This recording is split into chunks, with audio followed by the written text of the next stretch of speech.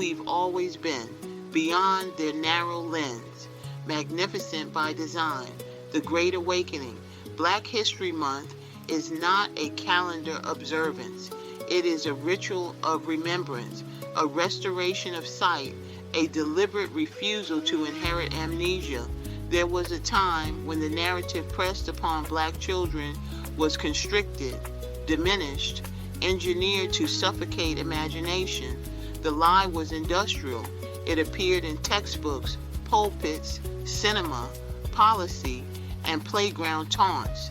It whispered that black life began in chains, that intellect was accidental, that beauty required dilution, that contribution was marginal, that humanity was fractional, codified in the infamous 3/5 Compromise of 1787. That lie was not ignorance, it was architecture. And yet, despite the architecture, we sang. Despite the scaffold, we built. Despite the theft, we created. The question before this month, before this manifesto, before this sacred reckoning is not whether we rose. History records that we did. The question is, who were we before the lie was written? We were civilizations before we were cargo. We were cosmologies before we were commodities. We were mathematics before we were miscounted. Across the Nile Valley, in Nubia, in Kush, in Aksum, in Mali, in Songhai, statecraft, metallurgy, astronomy, theology, trade networks, libraries, jurisprudence, and architecture flourished while Europe was in medieval fragmentation.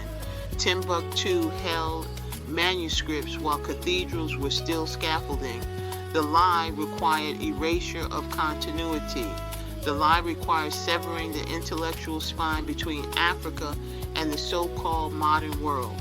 It required that we forget that spiritual cosmology, rhythm theory, agricultural science, maritime skill, linguistic systems, and complex governance were already embedded in black civilizations long before colonial contact.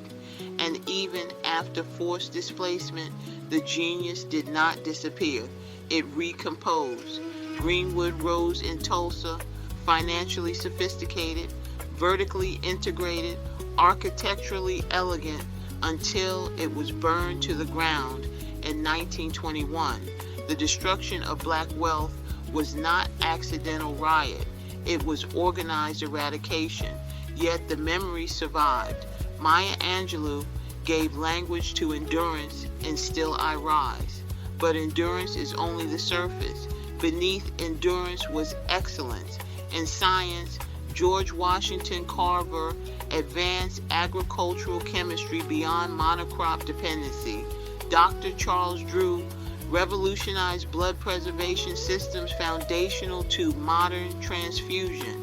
Katherine Johnson recalculated trajectories that place humans into orbit.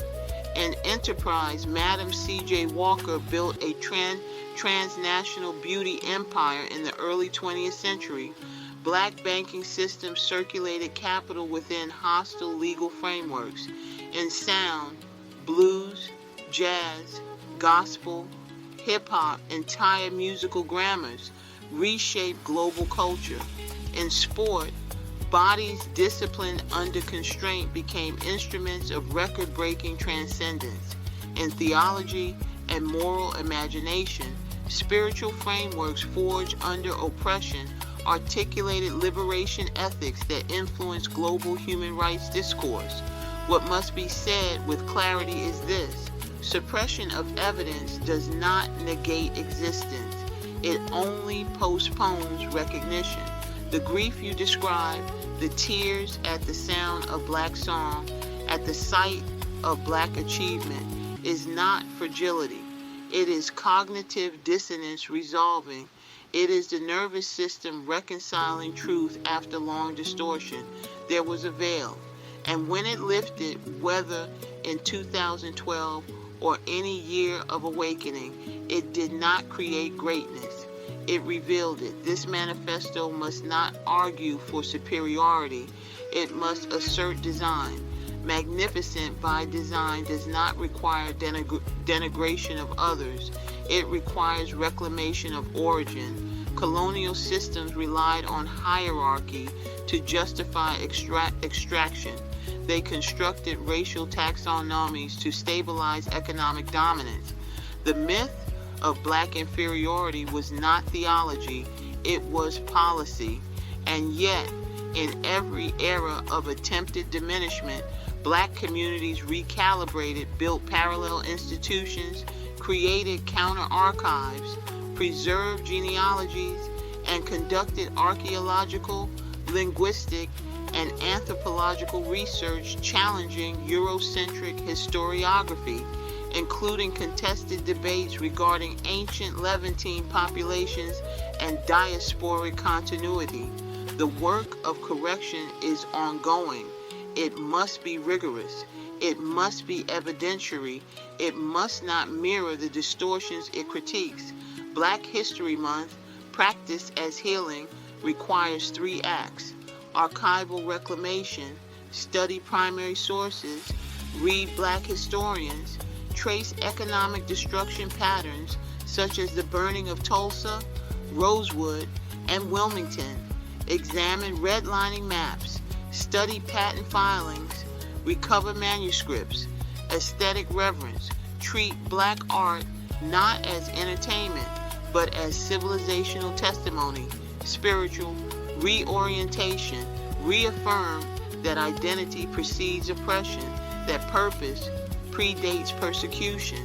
This is not rage, it is restoration. The world is witnessing the unraveling of myths about colonial benevolence, about racial hierarchy, about who generates culture and who consumes it. Systems built on distortion eventually destabilize under their own contradictions. That is historical pattern, not prophecy. What this manifesto must strike is not vengeance, it is unveiling. We have always been engineers of rhythm, architects of resilience, cartographers of survival, theologians of liberation, economists under siege, scientists under shadow, poets under surveillance. And still, rising was never anomaly, it was continuity. This Black History Month, the sacred practice is not merely remembrance of suffering, it is disciplined remembrance of design, magnificent by design, beyond their narrow lens, not newly awakened, only newly unmasked. Write it with evidence, write it with cadence, write it so that no child ever again inherits the lie that their greatness began in chains. The veil tore, the archive breathes, the record stands. This has been a production of The Quiet Parts Out Loud by The Last Witness for Black News and Views.